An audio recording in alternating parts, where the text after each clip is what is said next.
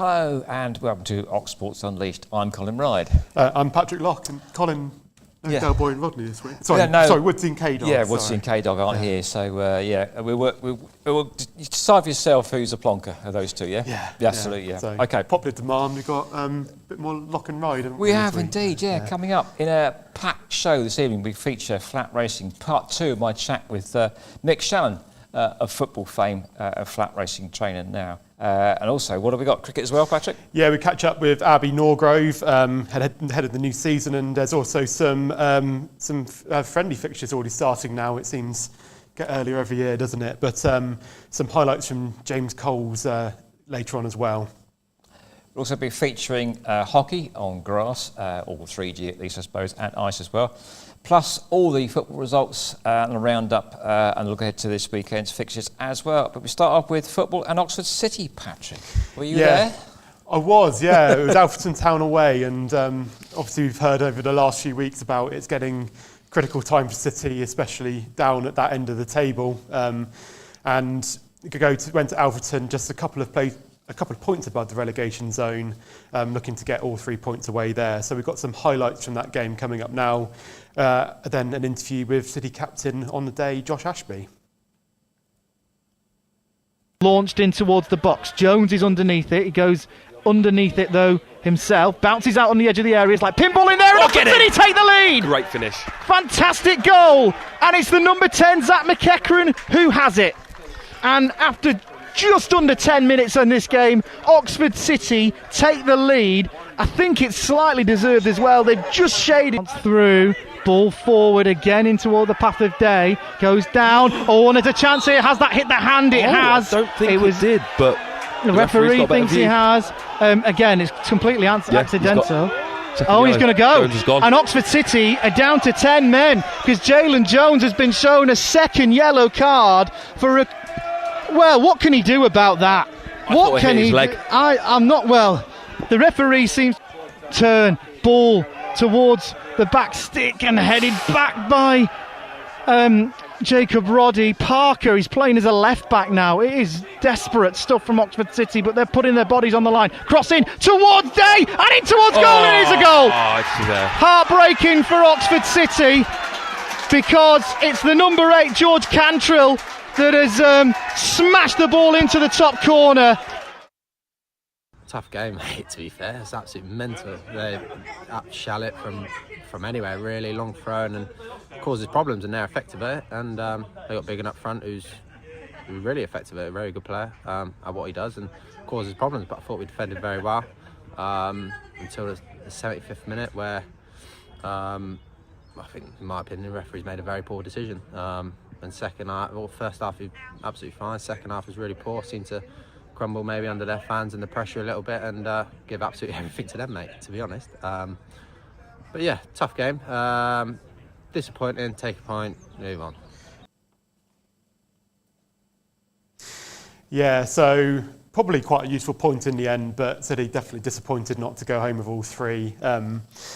Potentially slightly questionable yellow card. I mean, I've got a lot of bias. I'm an Oxford City fan, so of course I'm going to say that the referee's got it wrong. But it was a shame for City to see Jalen Jones get sent off, especially as he kind of mastered the defence in that game. But definitely a useful point in the end. And City were in action again on Tuesday night, but we'll catch up with that a bit later on in the show.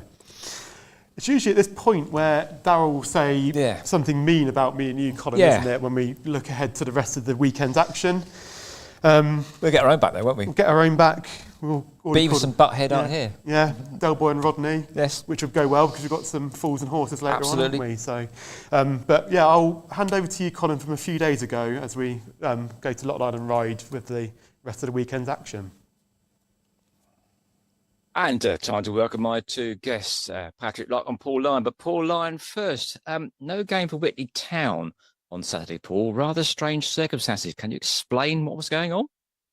The game was called off about 3 hours before kick-off. We'd heard a few rumours that Launton was struggling to get a team. The manager left the club a week ago, and I think a few players followed as well, so they struggled to get a team. So 3 hours before kick-off, we have a pitch, we have a referee, we have a team, we have a canteen full of food and drinks, but no match. And how many bacon rolls between the three of you, Paul? I think we had 100 bacon rolls to eat between three of us, and we gave it a go.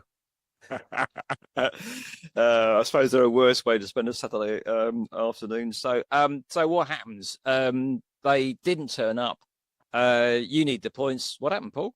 Yeah, 3 points awarded. No goals, just the points were awarded. So you miss out on a chance to get goal difference, which is a shame because some other teams have managed to score a few goals against that team. So you end up with just 3 points. So I hope the league title doesn't go to goal difference because we've had 2 games now that we've been awarded with no goals. So yeah, fingers crossed for that one. Yeah, we're still top. We're top 1 point clear still, and we march on to next week. Excellent stuff. Okay, so right then, so you are top of the league still, and just to prove that we do cover the widest possible range of football here, Oxford United at the Kassam Stadium on Saturday, a 1-0 win at home in a very scrappy game, but a very important win for Oxford United, Paul. Doesn't matter how you get it, as long as you get those 3 points, Colin. And we've said it in the last few weeks about how difficult the run-in is for Oxford United, and they got a point last week, another 3 points this week. They must be getting towards safety a bit now. And Watford's never an easy team to play against, so I think they'd take the 3 points and not worried about how they get them. Okay, talking of vital results, Patrick, after Oxford City's 7-0 drubbing last weekend, a point away, it was pretty good, wasn't it? But another sending off, was it a fair sending off, or were you disappointed with the refereeing decision, Patrick? Yeah, I mean, I have to say before I go on to that I mean, it was looking pretty much like it was going to be a scrappy 1-0 win for City as well. So similar games down at the Kassam in Alfreton as well. But yeah, as you say, it was another red card. It's weird for City. It's becoming a bit of a habit at the moment, red cards. We had 1 red card in the entirety of last season, and we've had probably 3 or 4 in 5 or 6 games now. But yeah, it was a second yellow card for Jalen Jones. And I mean, to be fair, when I was at the ground, I thought I was livid at both of them because I thought both of them looked really soft. But what I hadn't noticed for the first yellow card is he kicked the ball away. So I thought, fair enough, that's a fairly stonewall yellow card. But yeah, I was watching the highlights. I disagree a lot with the second yellow card. It's one of those, he stretched for the ball and missed it, and the player came and kicked it against his hand from about a yard out, and ref blew for a free kick, pulled out a second yellow card. And I just don't see at all, watching it back, how the ref would deem it as deliberate, and the position that the player was in the if it had gone through his legs, it was going towards no Alfreton player and would have just trickled through to the goalkeeper. So yeah, again, obviously I'm very biased because I'm an Oxford City fan, but yeah, I thought we were significantly hard done by, and particularly so as Jalen Jones was an absolute man mountain in the box against a really physical team, and he was winning everything, and they barely caused Laurie Walker a save. So to have him sent off was a massive blow. And yeah, it's only 4 minutes later, I think, that they equalised. So yeah, I think it's a good point for City at the end of the day, but disappointing in the circumstances, and even more disappointing that Needham Market scored a 94th minute winner, which meant that City have now dropped into the relegation spots. So yeah, a fair few emotional moments in that game, let's put it. All right, Patrick, another 3 points at home for Banbury in a 1-0 win that sees the Puritans edge even closer to safety, Patrick. Yeah, and we spoke last week actually about how the table's starting to look a little bit like they're going to be looking over their shoulder again at the relegation spot. So they must have been watching in last week and heard me say that. So they picked up, a really important win. It was 1-0 over Royston Town at the Banbury Plant Hire Community Stadium. It's Harry Riley netted just a couple of minutes into the second half. So yeah, a very important win for them there, which takes them, more importantly, 9 points clear of the drop zone again now. So I'd have thought there's the few nerves from last week have probably been calmed a bit again now. But 4 goals, Patrick. But again, Didcot Town fall victim to a late goal. Before I go through the game, I will just say that I spoke to an Alfreton fan on Saturday who said, "Oh, this must be a long journey for you," and I just had to reply, "Well, actually, this is one of our closer ones." So, yeah, certainly nothing on South Shields on this coming Tuesday night away. But yeah, as you say, Didcot have getting a little bit of a reputation for conceding late. They went 2 goals up. Fanwara gave the lead after 13 minutes, and then just after the break, he made it 2-0. But Mousel got one back on the hour, and then it was the 94th minute that they scored the leveller. Last week, we didn't hear from Jamie Heapy after the game, but we're pleased to say he's back this week, so we can hear what Jamie Heapy's thoughts of that were after full time. Balls give me everything today. I mean, it weren't pretty, it weren't, any great football play. They tried to, but we made it hard for them, and we worked our socks off, to be fair. Where he scored 2 good goals and took his goals really well. So real good performances today on a lively pitch, and just tough. Yeah, tough. Too easy. Tough, I think. I think we spoke about it in there. I think it probably sums up our season a little bit. We've been in front in games and we've come out with nothing. We've been, it's just that getting over the line, inconsistency, experience, all them things. It's just probably summed up our season really a bit today. But I give a lot of credit to my players. They were, to a man again, brilliant. They're brilliant last week. Put a shift in today against probably the best footballing team in the league, even though it was tricky. 4 goals at Luke Meadow, 5 at Thames ASM Stadium, Patrick. Another 3 points as Tame inch closer towards promotion. Yeah, and they were pretty much a mirror image of Didcot. They've almost become a notorious slow starters of late. They've been down a few goals and they come back to win. I remember them being 3-0 down after 20 minutes a couple of weeks ago and won 4-3. This time they were down 2-0 after an hour, and they came back to win 3-2. Comeback began on 66 minutes with a Greg Hackett free kick. And super sub Ethan Lack, who scored on Tuesday night as well, a fine volley. He levelled the scores just a couple of minutes after he came on to make it 2-2. And then Hackett again with another free kick on 83 minutes, completed a remarkable comeback for Tame and a very important win as it takes them back into the playoff spots now and 3 points clear of Hadley below them. And Patrick, Kidlington picked up yet another point at home. Yeah, and there's another late show as well, where took the lead just around the hour mark through Theo Ofori. But it was just a couple of minutes left when a set piece was delivered to the back post and Joey Orst's header.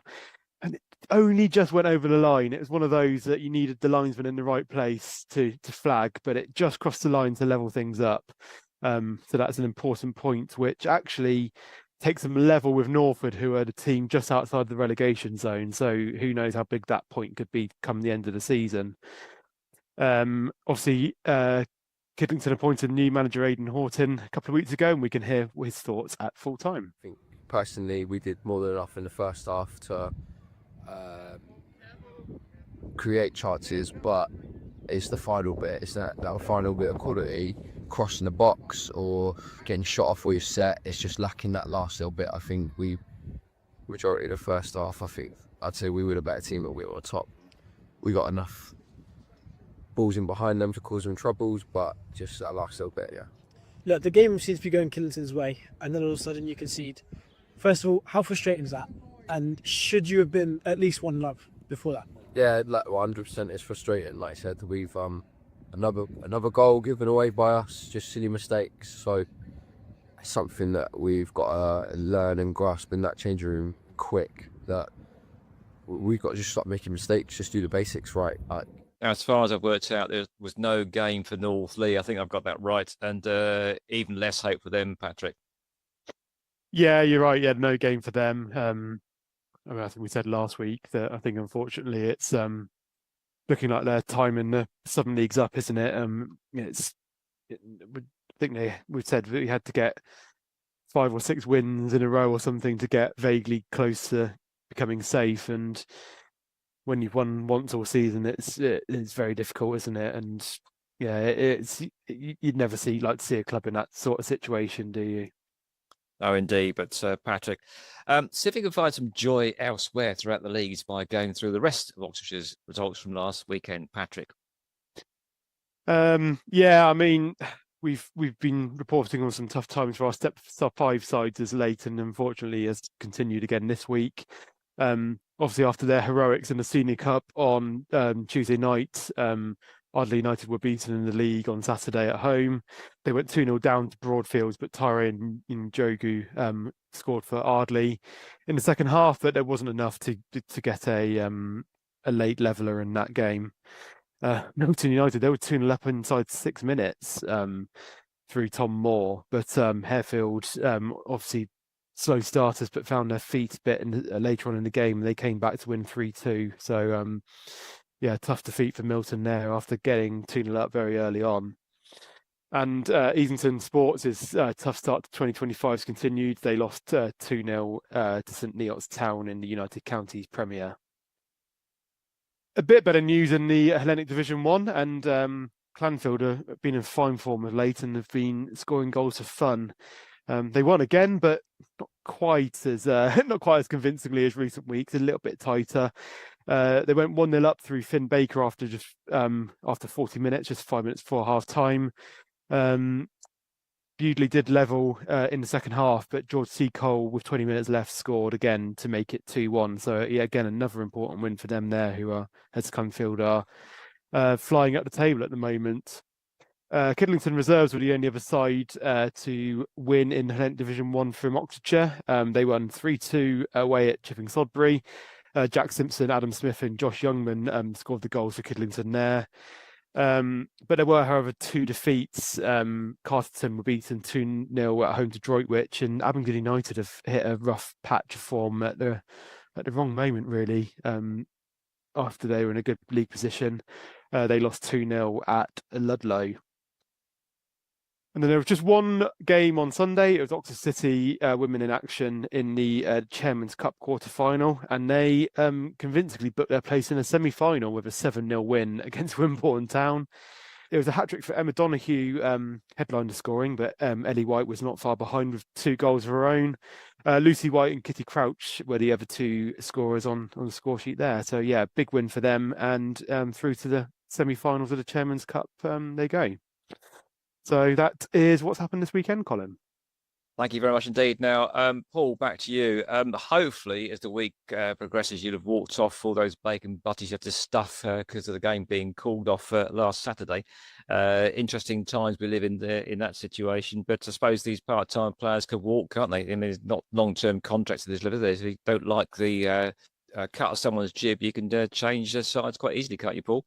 Yeah, there's no contracts at this level, and you can move clubs pretty easily. So, yeah, players do have freedom of movement.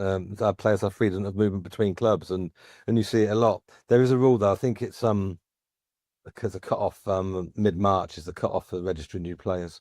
Yeah, so in other words, you can't bring in ringers to have a promotion push. I think we've been through that one before, which is fair enough, I think so. But remind everybody where they can get bacon butties. We're following Whitney Town this weekend, Paul. Whitney are away this week at Hornton, which is in Banbury. Not a ground I've ever been to. That'd be a new one for me. Mid-table team Hornton, but it will be tough. Hopefully we can get 3 more points. Okay, thank you very much indeed, Paul Lyon and Patrick Locke. Back to the main studio for much more Ox Sports Unleashed. And there we have it, back to the us of the present. And I feel like we may have lost the camera slightly here, but I'm sure producer Matt will get it going very quickly. Yeah, so that was the Saturday football, weekend football. Next up, we've got ice hockey results, yes. I think, but we are struggling at the moment with a bit of camera failure. So we're just, this happens to you normally, Patrick, but producer Matt Bowden's there at the moment. He never believes me when this happens, so at least he can see it for himself for once. Maybe we have to turn it off and turn it on again. So, but in the meantime, welcome to the dark side of Ox Sports Unleashed. We had a sheet come up once, didn't we, for no apparent reason as well, which we saw but nobody else did see. So we are live, just to prove that we're live, okay? So you're currently watching a completely blank screen because our camera's packed up. And, in the meantime, there's some good results in there, wasn't there? Like there was fantastic results. Again, coming back from 2 goals down early doors, wasn't there? Didn't they? Amazing. To win and Jefferson Louis still up front for Tame United at the age of 43 or 44 now, I think he is. So he does a stint at the back as well. So anyway, welcome to the blacked out Ox Sports Unleashed. We're trying desperately to find a way of getting the camera back up. Until such times we do. We're going to have to. We haven't even got a test card, have we? So, or something like. We're back there again. We're going to have to go out the back. Right there, with no backdrop then. So we're back. We're back. Now we're revealing our trade secrets now, aren't we? We use a green screen. It's not. It's not just an Ox Sports Unleashed background, is it? It is indeed. So, what were we saying before we were so rudely interrupted? Something about ice hockey. So you now see us in the present again. You do, yes, we are. Yeah, yes, we moved to steal Darryl's phrase. Moved from the round ball to the puck briefly. Seamlessly. And ice hockey, and as you can see on the screen now, Oxford City Stars, they did lose again at the weekend. Mario Chiru got the goal for Oxford City Stars as they lost to Invicta Dynamos. So the shots 39-53, so not as many shots, but maybe 4-1, maybe slightly harsh on them in that. I think so, yeah, it looks like it, yeah. Who knows? But they're obviously in action again this coming weekend. They're on the road Derby Day against the Swindon Wildcats. So who knows if that's as fierce as a football rivalry. So I think it probably is, yeah. They've got weapons too, haven't they? So it could be nasty. Exactly, yeah. So as you see, that's Saturday at with a 6:30 face-off. Yes. Right, so there was an awful lot of midweek action, wasn't there, right? And including some exciting stuff from Oxford City as well, which you're going to take us through, aren't you now? Yes, got some highlights and again an interview of that, and then we'll also look at the other games which happened over the midweek. Oxford City made their longest trip of the season to South Shields in National League North on Tuesday night, a rearranged game that was postponed earlier in the year just hours before kick-off. Shields started the better of the sides, and 17 minutes in, this shot from Dylan Stevenson saw a good save from Laurie Walker. However, the rebound fell straight back to the striker, who squared to Paul Blackett, who couldn't miss from a couple of yards out.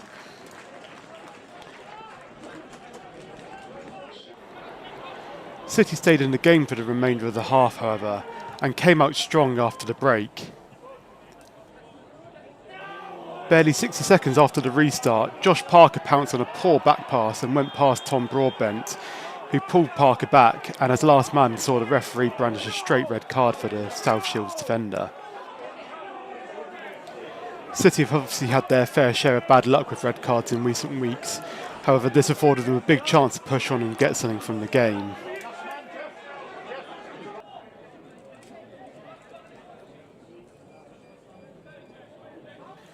After the resulting free kick ended in a corner, Lewis Coyle's in-swinging set piece saw Andre Burley flick on at the near post and found the net to level the scores almost instantly.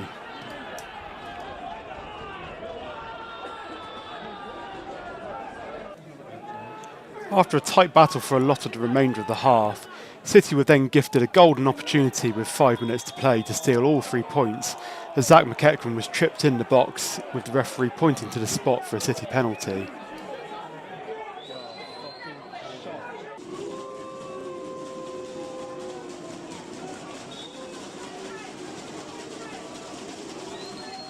Josh Parker stepped up and he tried to end City's penalty woes, but the keeper guessed correctly from the spot kick and City missed yet another penalty. It was a golden opportunity City needed to take 3 points back to Oxfordshire with them, and as late in the game as it was, we'd start to think about settling for a solid point. But with added time all but up, a defence-piercing pass from Zach McEachran set Corey Andrews away. Into the box, he opted to go around the keeper and in the process was wiped out, with referee given no option but to point to the spot yet again.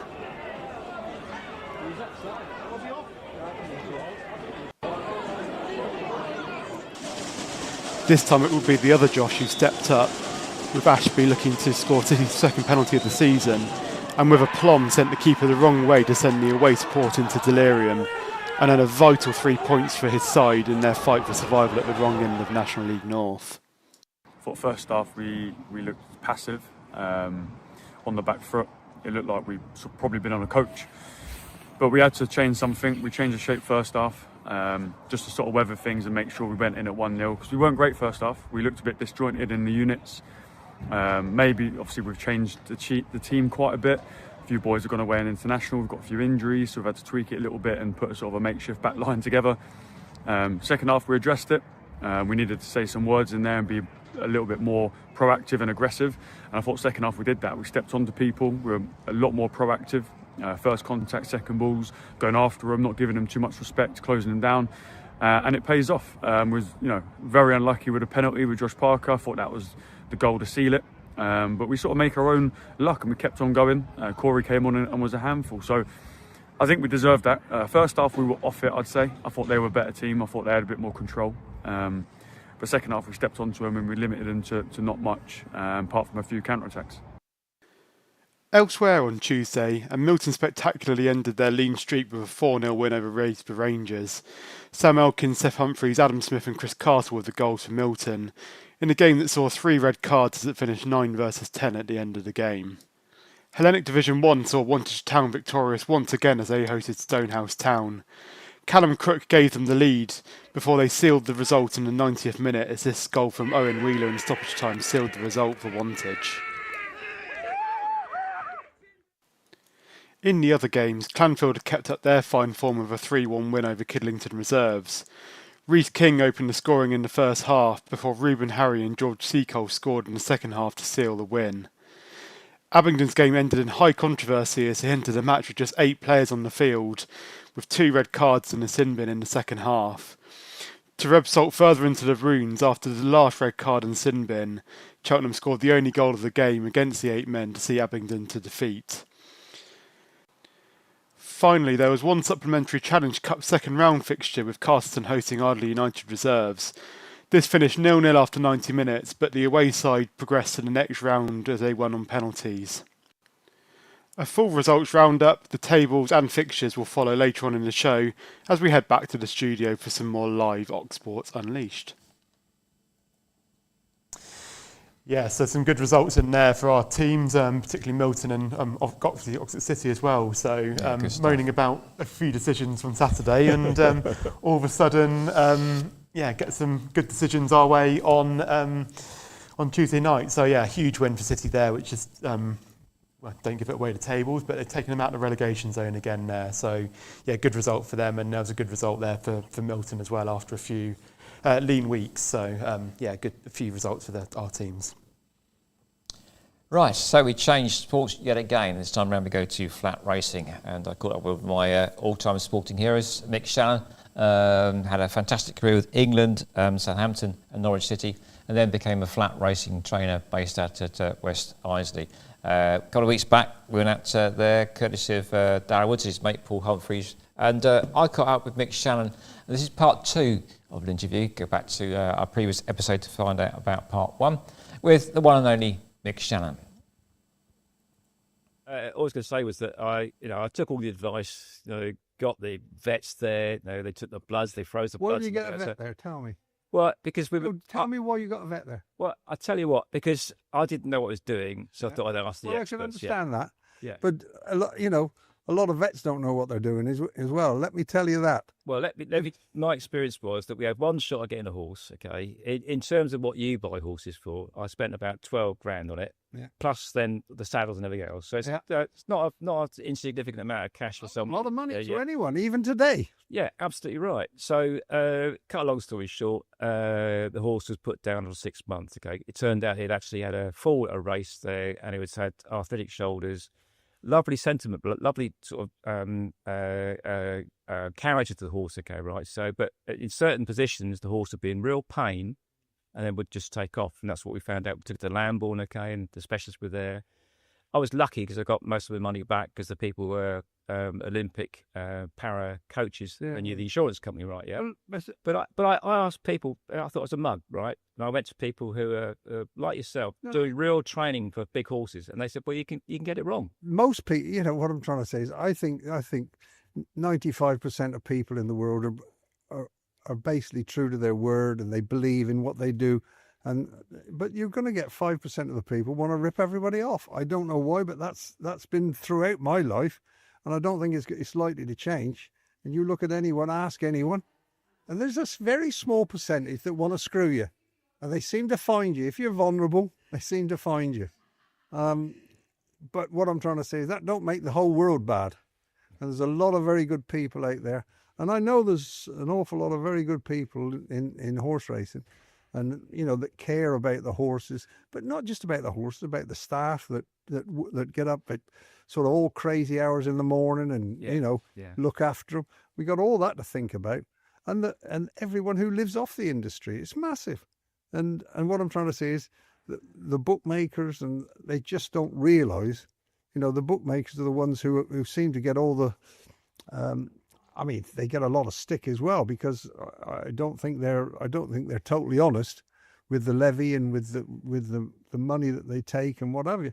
It's very, very difficult to sort of get a fair reflection of what the industry is worth. And I think there's a lot of listen. There's always going to be, we're always going to have differences of opinions. People are going to want to do it different ways, and they're going to be good people and bad people. But all in all, I think that, as I said, we come back to the old thing that probably 95% are very good, and there's a small percentage that want to f everything up. What about, that's the way it is. Yeah. What about, reading Mick Jr.'s book, you seem to almost specialise in spotting underdog horses. That's not a mixed metaphor, right? But, ones that you think are going to make it in the end. What do you look for when you look at a horse that you think has got potential but is unproven? Well, you obviously look for, the number one ingredient for any racehorse is speed. You've got to have speed, but then that speed has got to be organised, put into place and used where you want to use it. So that's where the human being comes in. That's where the jockey comes in, the stable lads, and all of us who work with them. So you work with horses basically the same way, and you try to get a horse to go a distance of ground. It's not, you let a horse loose, let a horse loose and smack it around the arse, and it'll run fast as it can for 2 furlongs. Yeah.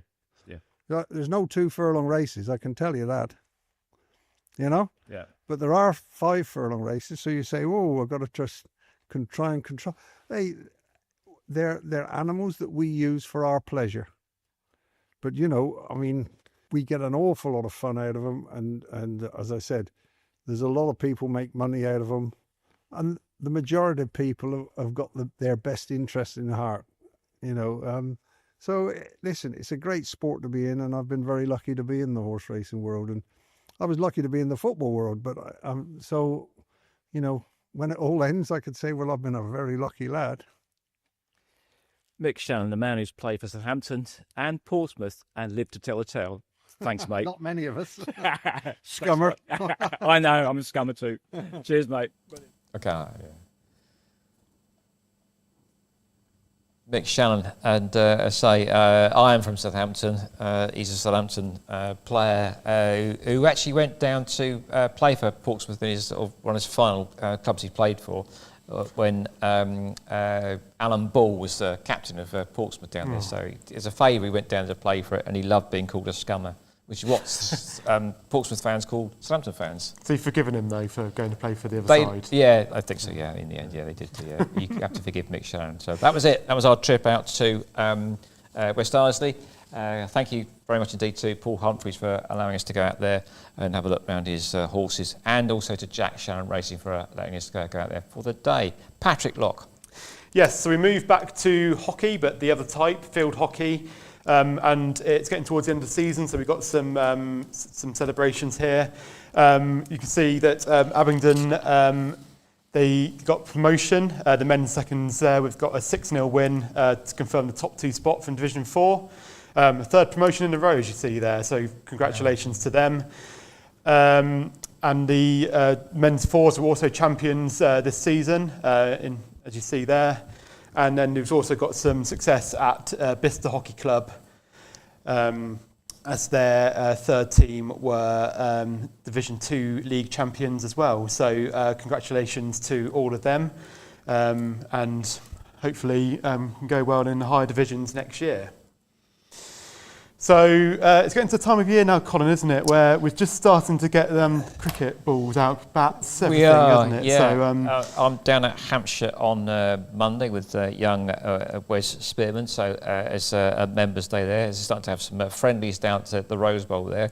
And of course we've got James Coles and Abby Norgrove, two Oxfordshire cricketers that we're going to catch up with now, aren't we, Patrick? Yes, so we've got an interview that Wes caught up with Abby at down at Hampshire, didn't he, in the week, so we can hear from her, and then later on we've got some highlights from James Coles, who was involved in a friendly today.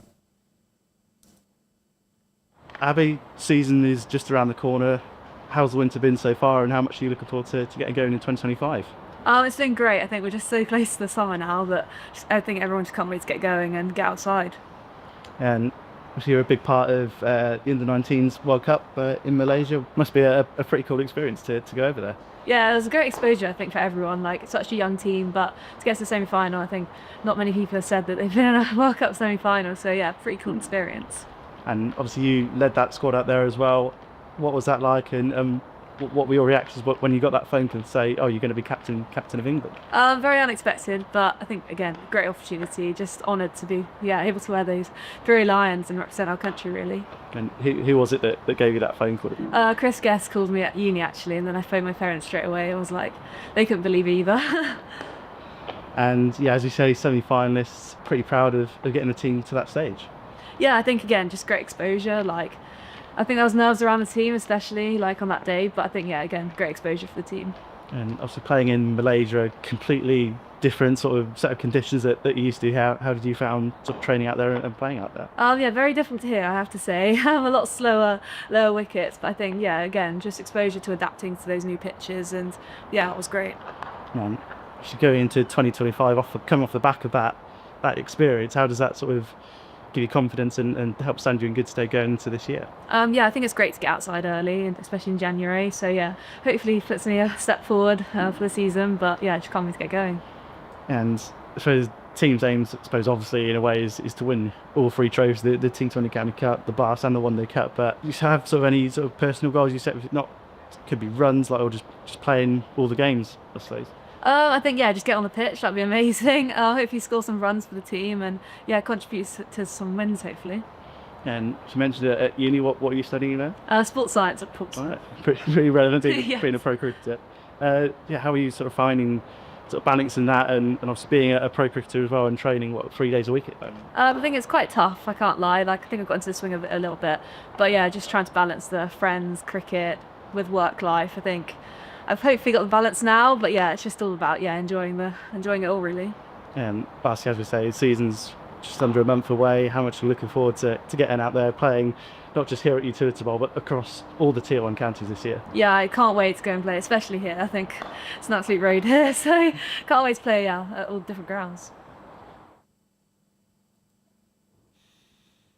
So we're Spearman there talking to Abby Norgrove on the roof terrace at the Rose Bowl, which on a day the sun was shining, but I can tell you when it's in the shade, a bit like the South Stand upper at the Gazam Stadium, it's freezing up there. Okay, early season, Just looking at that made me feel cold as well, I think. Yeah, indeed. So right, next up though, we got James Coles, haven't we? Yes, and as we said just before, it's starting to get to that part of the season now where the friendlies are starting, and I mean, to be honest, it was quite a nice day for a bit of cricket today, wasn't it? It was beautiful, 17 to 20 degrees. It won't be like that in late April when the season starts. Probably start snowing, won't it? Yes, exactly, yeah. So Sussex was down at the Rose Bowl, and James Coles played against the likes of Kyle Abbott, John Turner, Liam Dawson, Brad Wheel, and scored 100 today, so a good start to the season for him. He scored 707 runs, took 18 wickets last season for Sussex in the Championship, so obviously he had a good season. So got some clips here from that Wes put together for us earlier from that knock at the Rose Bowl today.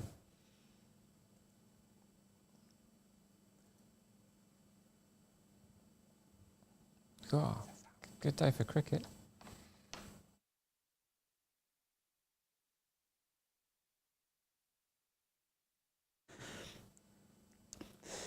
Yeah, so realised there's no sound here, so we'll try and talk you through it. So some shots in the glorious sunshine. Spinner comes on and straight down the track and over the top there. So certainly not hanging about now. Lovely sweep for 4 there. Giving himself some room over the over mid-off.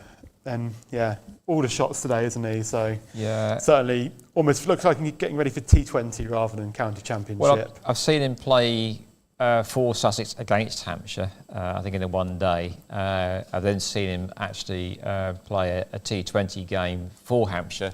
And so he's got all the shots there, I think so. And also these days, he's an all-rounder too. He can bowl a bit, he can bat a bit in field, so which I think you've got to do these days. So yeah, so I'm looking forward to spending time down at the Hampshire Rose Bowl with young Wes. It's not called the Rose Bowl anymore, it's something else, I think so. I get told off. Or is it something, has it gone no, the Utilita Bowl? Is it I think it's Utilita Bowl, that's it. Got to get it right. I'm sure Wes will be complaining on the comments soon about us getting that wrong a few times. He will be.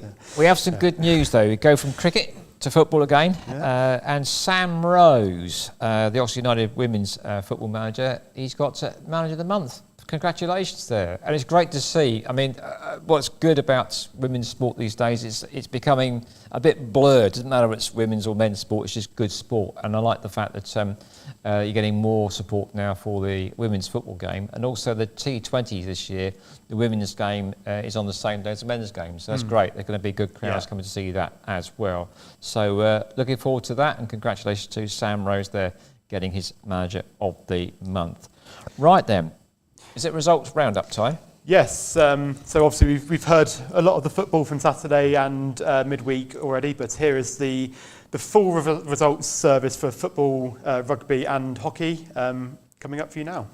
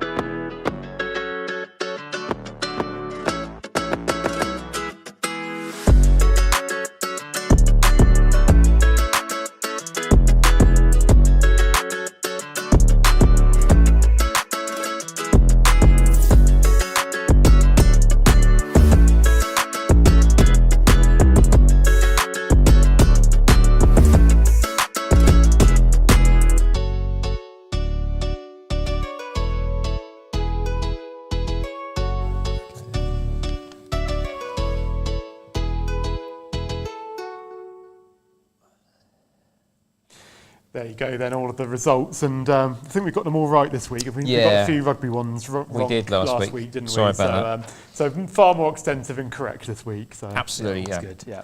Right, next up then we got the tables and then the upcoming fixtures as well. Are we going to read these or are you talking over them? I've helped Matt out here and I've given him just one thing to press play on now. That's good then. Yeah. Well, press play then, Matt. You've got a thumbs up. Yoo! Started as ever with the EFL Championship. Oxfordshire United's win on Saturday keeps them in 18th place and 4 points clear of the drop zone. There are a few positive results besides in the drop zone, so it's important for them to win to pick up those 3 points to stay just that little bit further away from the drop zone and away from potential relegation. Oxford City, they've dropped into relegation zone after Saturday, but the huge midweek win that we've just seen away at South Shields on Tuesday night, seen them come out of that zone again. Needham Market were in action and they lost on Tuesday, so that's seen City move 3 points clear, but certainly not out of trouble quite yet, and a few big weeks coming up for them. Banbury may have been looking over their shoulders a little bit in the recent weeks, but they had a big win on Saturday, which would have calmed any impending nerves. They moved to 13th and 9 points clear of the drop zone, so should be fine in that division. Tame United still very much flying the flag for Oxfordshire in the Southern Division 1 Central. They're 6th place after another comeback on Saturday. They had briefly gone into the playoff spots on Saturday, but Hadley win on Tuesday has seen them drop out again, but do have 2 games in hand against their side above them. Kidlington have drawn level on points with Northwood outside the drop zone at the bottom of the table. They are a great escape still, but Northley remain firmly rooted to the bottom of the table. Southern League Premier South, Didcot still in 11th place after their 2-all draw with Melville on Saturday. Moving into Step 5 leagues, and Ardley United, they're the highest ranked Oxfordshire side in the combined counties north. They sit 9th currently. Milton just a couple of places below in 12th, and Wallingford and Crowmarsh are in 14th in the bottom half of the table there.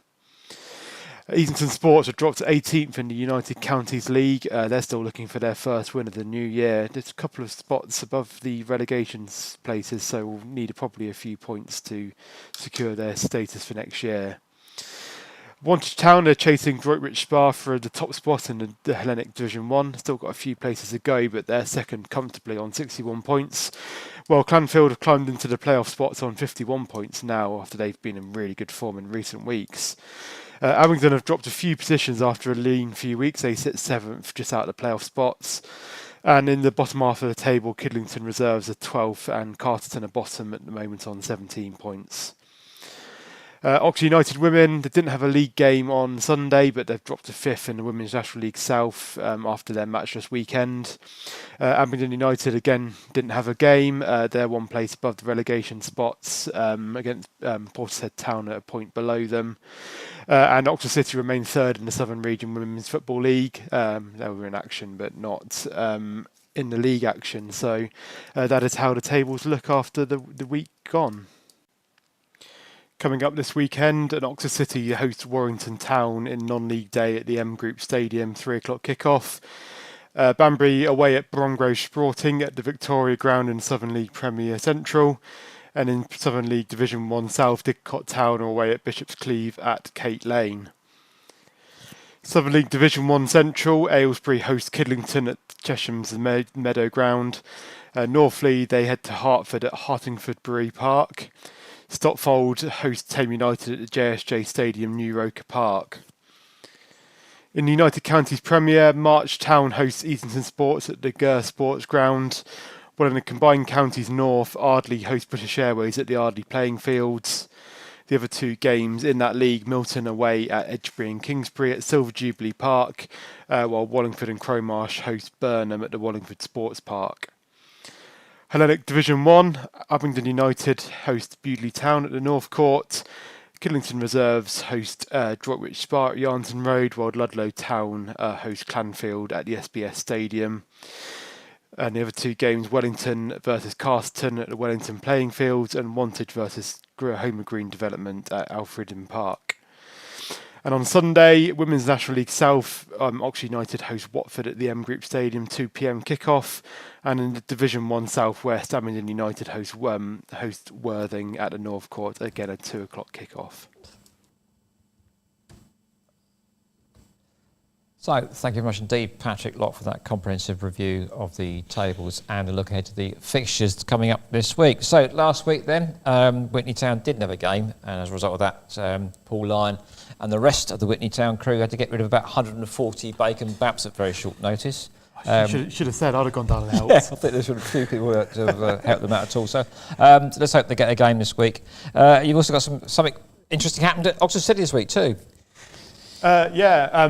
There was 4,000 tickets got delivered from Sheffield Wednesday that were meant to go down to the Kassam, but ended up at Oxford City instead, which brought great hilarity to everyone at Oxford City and great hilarity to a lot of the social media world. But I hope they sent them back, have they? Or sold them on the black market? Well, there was a lot of jokes saying that City should return to send it to Sheffield United instead to return the favour. But I believe someone from Oxford United came down to collect them rather than send them back to Sheffield. But it brought great hilarity, and one does wonder how the Sheffield Wednesday ticket office managed to find City's address as Oxford United's address. But absolutely, all's well that ends well. And indeed, it is. Yes, right. Before we round up as well, it's worth saying, because Oxford United don't have a game this weekend due to the international break, that it's non-league day. So there's a lot of non-league clubs that are in need of support this weekend. Oxford City, they're at home to Warrington Town, and they're doing £5 tickets across the board. So a cheap day at the football there, and obviously got all the burgers, pints and everything. And I mean, plenty of room down there. As an Oxford City fan, I'd hope to say a good game of football, as it's 2 games scrapping for survival as well. So hopefully an entertaining game of football. But there's also a few more teams across the county that are at home. You've got Ardley United in the Combined Counties League, as well as Wallingford and Crowmarsh, they're at home. And in Hellenic Division 1, you've got Abingdon United at home, Kiddington Reserves at home, and Wantage Town at home. So definitely go out and support your local non-league team if they're at home this weekend. If you're normally at the Premier League game or Championship game, they definitely do with your support. And if you're new to it, I mean, I can guarantee you interesting times at non-league football. Seriously, it's brilliant. Right, I've got to mention another sport, Shove Halfpenny, the Fruin Club. Remember the Fruin Club? They've got a Shove Halfpenny night coming up, and cribbage too. We haven't featured Shove Halfpenny before, have we? Well, it's always place for new sport, isn't there? Yeah, I wonder how visually stunning it can be. So, right, thanks, Patrick. Thoroughly enjoyed it. We should mention before we go, Kieren, Bushnell, KDog, get well soon, KDog. We should also wish Mr. and Mrs. Woods a happy anniversary, wedding anniversary. Yeah. Not too sure how many it is, but whatever it is, happy anniversary to the pair of you. Our thanks to Matt Bowden behind there for manfully working out to turn it on and turn it on again with the camera. Sorry it went dark and blank. We covered that very well. Do you think anybody noticed? Probably not. No, it's seamless. It's all seamless. We'd also like to thank Wes Spearman, Paul Lyon, Blake Bint, and everybody else who's made a contribution to the show today. Please do get in contact with us. We have got a banner thing somewhere along the line. Can we run that underneath us, Mr. Producer? Do you think there are little things saying, there we are, that's who we are.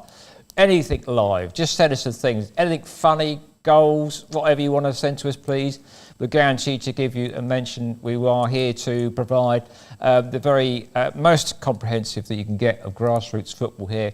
We're volunteers, it's not for profit. We're trying to just make sure we plug any gaps that are left by the media around as well. We'll be back next week. We'll probably get told off by Darryl as well, because we haven't mentioned the email address yet today, have we? Have we? Go on then, mention the email address. Better say, if you have got anything, please send to oxsportsunleashed@gmail.com. That's oxsportsunleashed@gmail.com. There you go. It's on the screen now. So please send there if you've got any clips you want us to feature on the show. Indeed. So that about wraps it up for this week. I've thoroughly enjoyed it. Thank you very much indeed for your company, Patrick. Yes, and you. And there might be some more professionals here next week, though. You never know. One would hope so. But Matt Bowden, thank you so much, sir, for pressing buttons there and getting us on and off air. That's about it for now. Thanks for watching this edition of Ox Sports Unleashed. Bye for now. Good night.